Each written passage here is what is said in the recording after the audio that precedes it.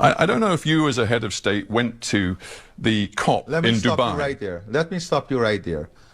Do you know that Guyana has a forest forever that is the size of England and Scotland combined? A forest that stores 19.5 gigatons of carbon? A forest that we have kept alive? A forest that we have kept alive. Does that give you the right? Does that give you the right to release all of this carbon? Does that give you the right to lecture us on climate change? I am going to lecture you on climate change because we have kept this forest alive that stores 19.5 gigatons of carbon that you enjoy, that the world enjoy, that you don't pay us for, that you don't value, that you don't see a value in, that the people of Guyana has kept alive. Guess what? We have the lowest deforestation rate in the world. And guess what? Even with our greatest exploration of the oil and gas resource we have now, we will still be net zero. Guyana will still be net zero. With all our exploration, we'll still be net zero. Powerful words, Mr. President. But a couple. I am not completed as yet. I am not finished as yet. I am just not finished as yet. Because this is the hypocrisy that exists in the world. The world in the last 50 years has lost 65% of all its biodiversity. We have kept our biodiversity. Are you valuing it? Are you ready to pay for it? When is the developed world going to pay for it? Or are you in the pockets? Are you in the pockets of those who have damaged the environment? Are you in the pockets, are you and your system in the pockets of those who destroyed the environment through the Industrial Revolution and now lecturing us? Are you in their pockets? Are you paid by them? Are you paid to keep their message alive? There is no hypocrisy in our position. The Center for International Environmental Law has described the oil and gas production in Guyana as turning your country from, as you rightly put it, a carbon sink into a potential, quote, carbon bomb.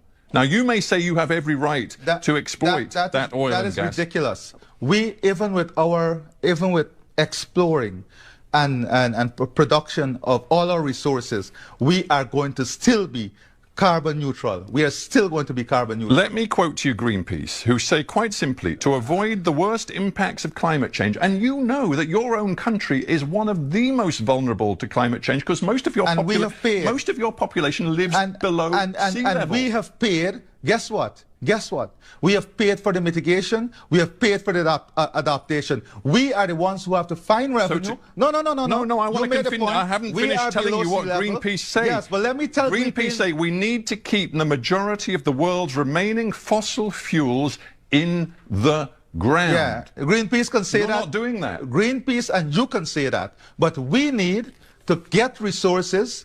And the developing world, we need to get resources to build the sea defenses. We need to get sea defenses to build a drainage and irrigation system. You just said that we're 6 feet below sea level. Who is going to pay for the infrastructure? Who is going to pay for the drainage and irrigation? Who is going to pay for the development and advancement of our country? Are you going to pay? It's not coming from anywhere. It's not coming from Greenpeace or anyone else. Look at the adaptation budget that is required for the developing world. Where is the money coming from? Isn't there a cynicism here in Georgetown, best expressed by your vice president, who said recently, because there is this climate change imperative to decarbonize, our policy is to get as much oil out of the ground as quickly as possible. Now, he said, that's harsh for those who think that you should be environmentally sound, but that is the reality of it. Those were very honest words from your vice president. And that is what we are, honest. We are practical. So you're rushing to get this oil out before any deal is done, to quote Dubai COP, to transition away from oil and gas. You can say we are rushing, but we are very practical. We have this natural resource, and we are going to aggressively pursue this natural resource because we have to develop our country. We are committed to the development of this region. We have to create the opportunity for our people because no one is bringing that for us. No one is bringing that for us. No one is paying our agenda. No one is paying our agenda. A final thought about what this means inside your own country. Earlier on, I referred to the fact that 40% of the Guyanese population currently still lives in poverty. And according to USAID, from a recent report, Guyana's political instability, which we also referred to, raises concerns that the country is unprepared for its newfound wealth. The tremendous influx of money opens many avenues for corruption. How do you, as president, ensure that that doesn't happen? So when we came into government, we said that there are a number of things that we must do. First of all, there must be an arm's length relationship with the oil revenue. So first, the Minister of Finance has to declare all the revenue that comes into the system. If he does not declare that, within 30 days, there's a 10-year mandatory jail term for the Minister of Finance. Secondly, any revenue that is spent from oil and gas must pass through the budgetary process. So it has to go through the Parliament. It has to be debated in the Parliament. It then comes into the system. It is then audited by the Auditor General at the end of what it was intended for. And then, of course, the investment decision is made by a committee that is arm's length away, an independent committee that is arm's length away from the government. Hello my super viewers, welcome back to Edwin's Commentaries. If you are coming across this channel for the first time, please remember to subscribe, like and also comment. Today we are talking about a leader whose powerful words are getting attention around the world. The president of Guyana, Dr. Irfan Ali, has been speaking boldly about climate change, global inequalities, development and the right of smaller nations. His speeches have gone viral because he is not afraid to challenge some of the world's richest countries. Let's look at what he said and why so many people are talking about it. People have benefited from slavery, and that's the reason why your country is better than many other countries. It's very easy for you to say, why is your country not doing okay? Why are you not moving forward? Of course, how can our country do okay when your country was benefiting, we were suffering? So it took us many, many years to recover, to be okay, to just breathe, to just drink some pure water. By the time you already owned many buildings, many stuff, many things, you were far ahead. Give us some time to come. These people sometimes think they are way too clever. Like, you are stupid, you don't understand. That's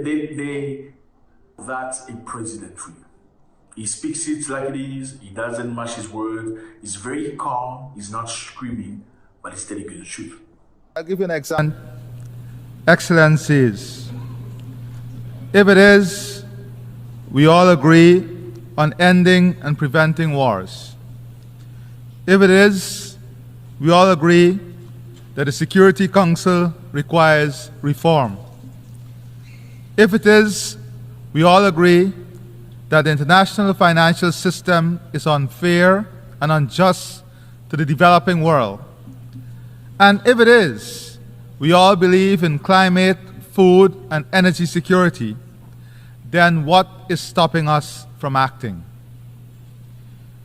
We will all be doomed in the court of conscience for knowing what is right while ignoring what is wrong.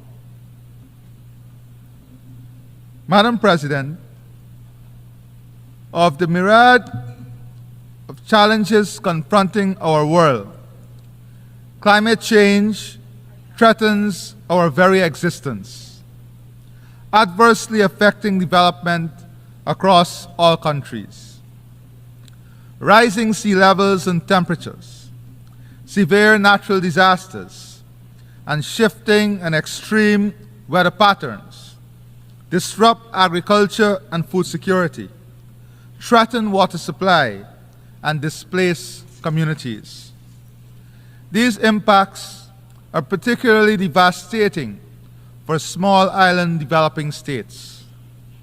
Each year, we make the annual pilgrimage to COP, filled with hope for tangible outcomes. And each year, we are regaled and renewed unkept promises are the order of the day. This cycle of hope, followed by disappointment, cannot continue if the Sustainable Development Goals are to be met. We must break free from this pattern of empty pledges.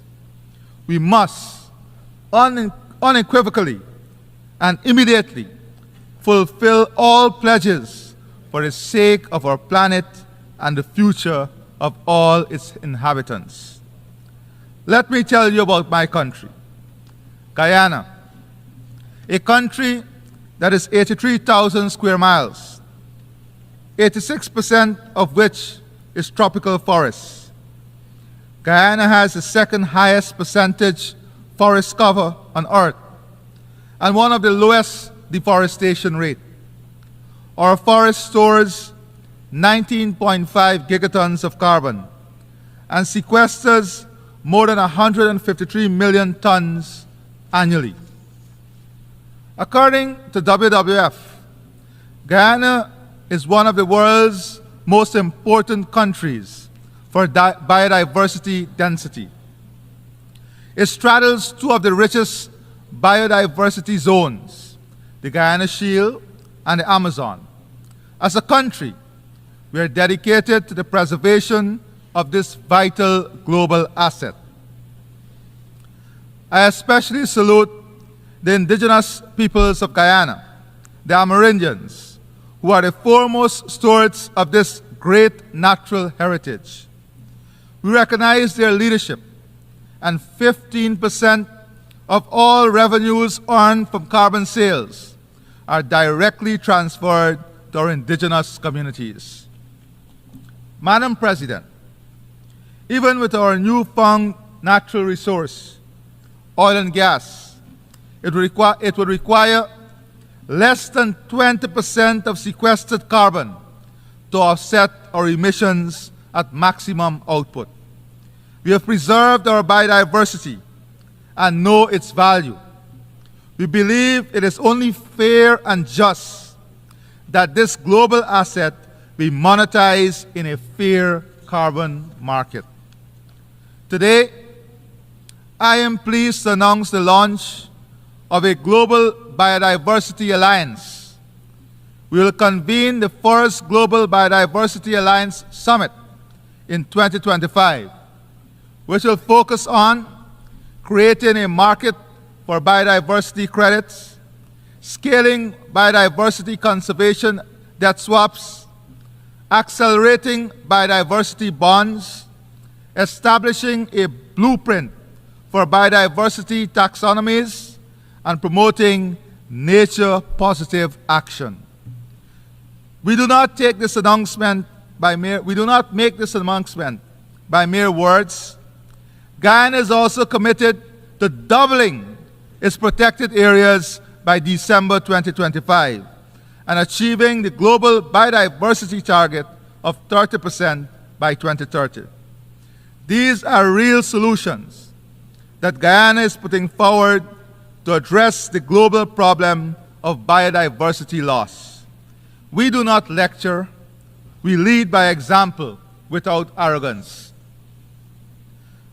Madam President, according to the UN Food Security and Nutrition Report, in 2023, an estimated 28.9% of the global population, 2.3 billion people, were moderately or severely food insecure.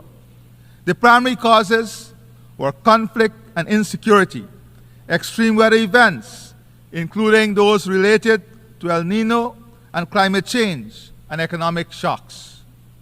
To effectively address food insecurity, we must take more concerted action to address its root causes, reducing conflict, mitigating climate change, and enhancing food production and trade in food commodities.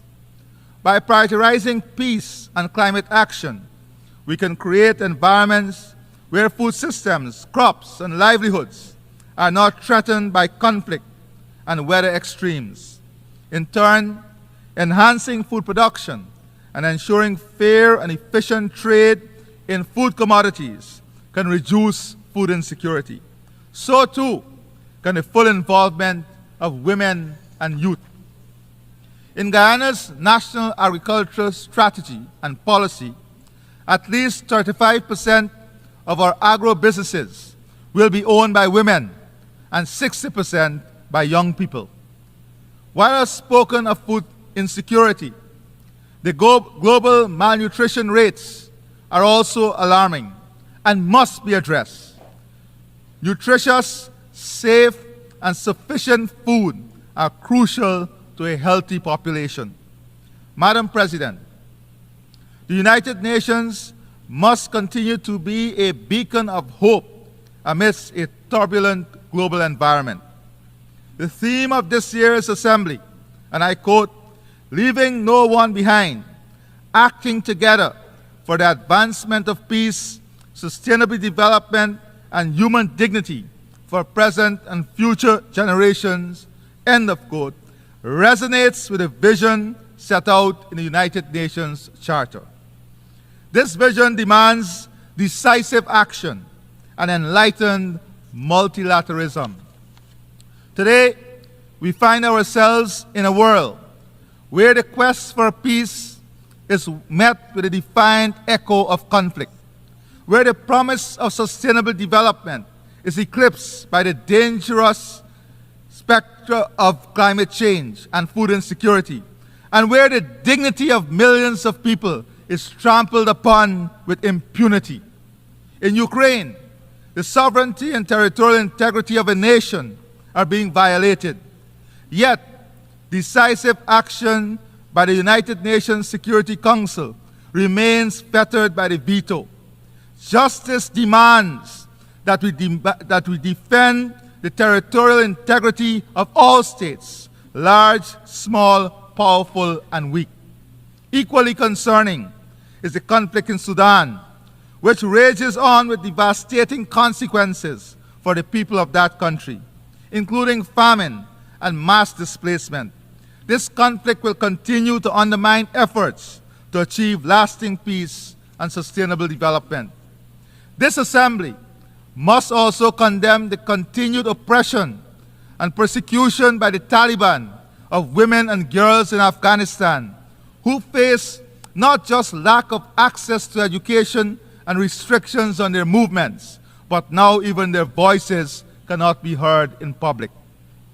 Closer to my home, CARICOM has been actively supporting a Haitian-led process for the restoration of democracy, peace, and stability in Haiti.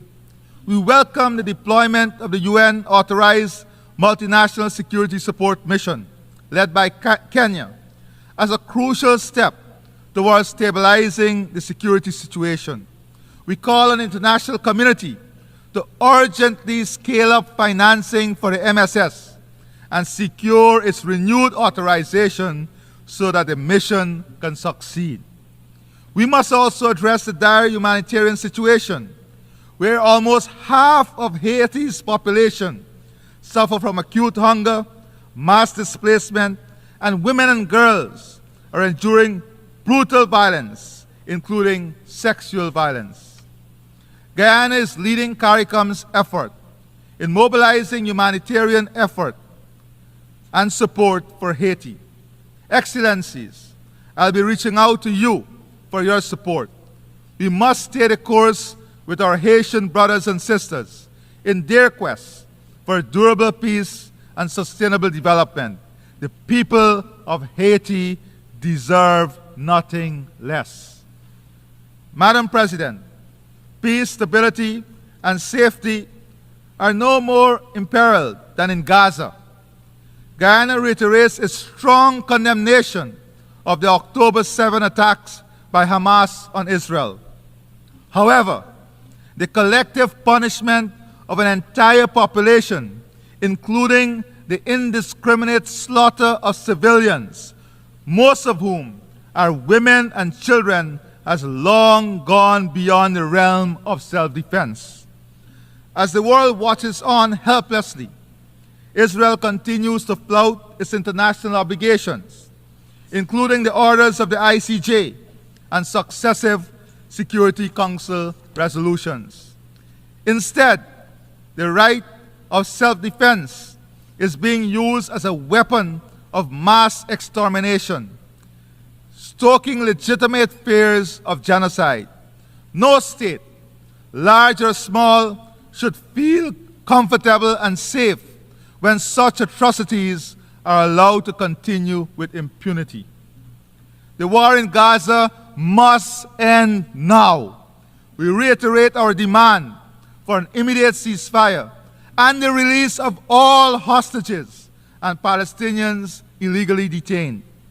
Madam President, for more than 75 years, the Palestinian people have been denied their right of self-determination. We must advance the two-state solution, as this remains the only viable option for a future where Palestinians and Israelis live in peace and security. Turning to our brothers and sisters in Cuba, their right to development continues to be stymied by the economic embargo. Guyana renews its call for revocation of the embargo and the removal of Cuba from the list of state sponsors of terrorism. Madam President, the United Nations has a special responsibility for the security of small states. Small states look to multilateralism and the rule of international law to protect them from foreign aggression. Guyana is a small state that has had to contend with aggression from the Bolivarian Republic of Venezuela for all 58 years of our nationhood. International law and its strict application have been our armor and our shield in our determination to protect ourselves from this aggression. We remind this August Assembly that the border between Guyana and Venezuela was fully, finally, and perfectly settled in an 1899 award by an international tribunal. Venezuela was fully represented in that tribunal, whose award it proclaimed in its own Congress and welcomed for more than 6 decades. Before reopening the issue on the eve of Guyana's independence, claiming 2/3 of our territory. This controversy, initiated by Venezuela, was submitted by Guyana to the International Court of Justice in accordance with a decision of the United Nations Secretary General and consistent with our position to settle this matter by legal and peaceful means. In 2023, in light of intensified acts of aggression by Venezuela, the ICJ issued provisional measures stating that, and I quote, pending a final decision in the case, the Bolivarian Republic of Venezuela shall refrain from taking any action which would modify the situation that currently prevails in the territory in dispute, whereby the Cooperative Republic of Guyana administers and exercises control over the area, end of quote. After years of refusing to participate in the proceedings of the ICJ and stating that it does not recognize the jurisdiction of the court, the Venezuelan government has now submitted a counter memorial to Guyana's submission. We welcome Venezuela's decision to participate in the court's proceedings and express the hope that Venezuela will accept the decision of the court, as Guyana has long pledged to do. I reaffirm Guyana's unwavering commitment to a peaceful resolution of this long-standing controversy in full conformity with international law and the principles set forth in the United Nations Charter. Madam President, peace, development, and human rights are pillars of the United Nations. We all aspire for a form of multilateralism that is equitable, inclusive, and ensures that no one is left behind. Women's participation in leadership in private and public sectors are integral to this. There is a growing movement in the developing world calling for the democratization of global political and economic relations. The disproportionate concentration of power favors a few powerful nations, whilst marginalizing the voices and concern of the broader international community. Developing countries are justly demanding more inclusive and representative decision-making processes in institutions and organs such as the UN Security Council, the World Bank, and the IMF. The World Trade Organization must also be reformed to ensure fairer trade for developing countries. These reforms must go beyond fair representation and ensure that the policies and practices of these institutions aligned with the developmental needs and aspirations of all countries. In the emerging global order, we must ensure the United Nations remains at the forefront of global governance. If multilateralism is to trump unilateralism, the UN's role as the world's foremost multilateral organization is pivotal. With the necessary resources and resolve, the UN can ensure a future of peace, sustainable development, and human dignity. The future we seek, a future where no one is left behind, demands courageous action. The UN must fulfill its role as a custodian of greater global peace, the foremost promoter of sustainable development, and an unflinching protector of human rights, human dignity, and international law. And since the UN is all of us, this body of nations, this is a collective responsibility for us all. Let us not be found wanting. Let us act together for the advancement of peace, for the achievement of sustainable development, and the preservation of human dignity, now and for generations to come. I thank you. Greetings to my brothers and sisters. Welcome back. I hope you have just watched that full video. Before we begin, don't forget to like this video, subscribe to the channel, and leave your thoughts in the comment section below. Now guys, President Irfan Ali believes that every country should have the right to develop its economy and improve the lives of its people. He said this is especially important for developing countries like Guyana. One of the biggest topics is discussed is climate change. Guyana recently discovered large amount of oil and gas. Some people believe the country should stop producing these resources because they create carbon emissions. But President Ali disagreed. He explained that Guyana has protected one of the largest rainforests in the world. This forest stores billions of tons of carbon and help the entire planet fight climate change. He asked a simple question: why should countries that protect their forests remain poor, while countries that destroy their forests became rich through industrial development? According to him, this is unfair. He pointed out that many developing countries cut down huge forests many years ago while building their economies. Today, they enjoy strong industries, modern cities, and high living standards. Why now those same countries are telling developing nations not to use their own natural resources? President Ali believes this is hypocrisy.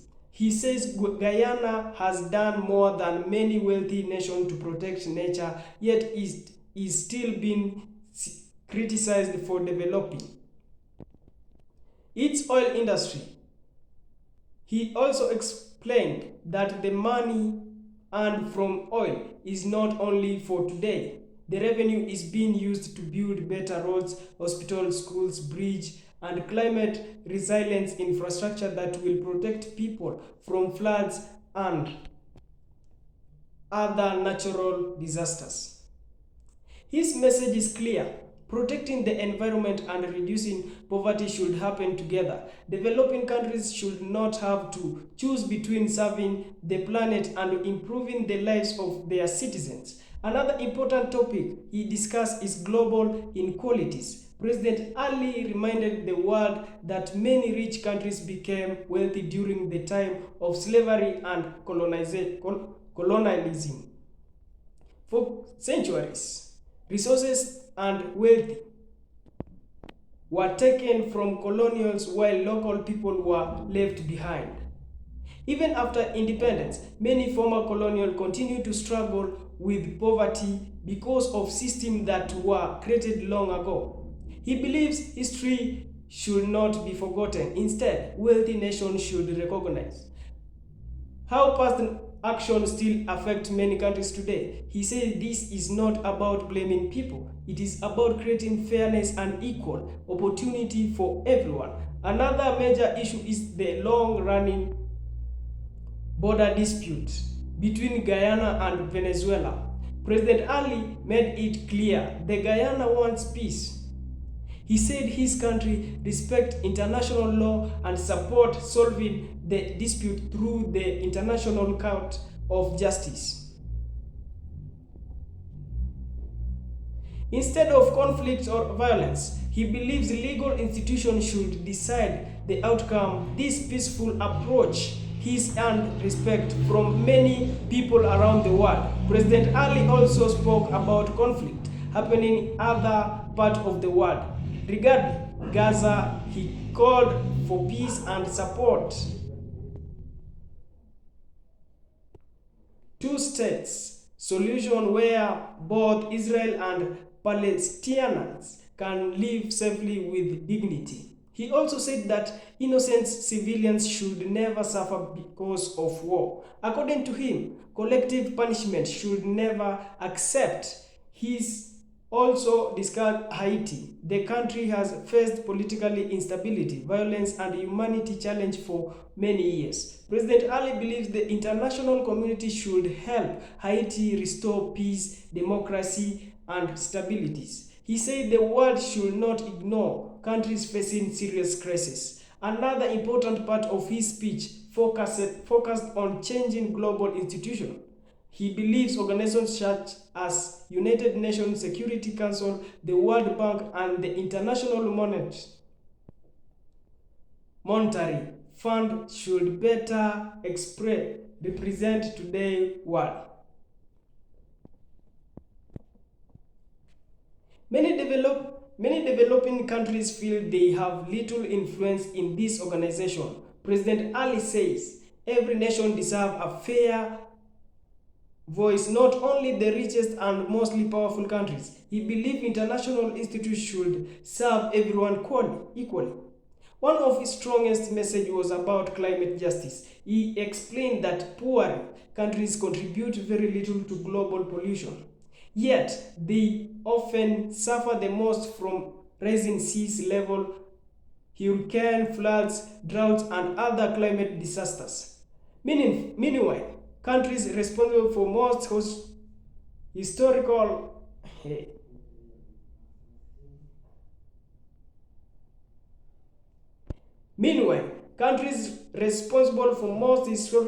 emotion have great financial resources to protect themselves. President Ali argued that wealthy nations have a responsibility to help vulnerable countries adapt to climate change. This support should include financing, technology, and investment. He believes climate justice means sharing responsibility fairly instead of placing the burden on poor nations. Throughout his interviews,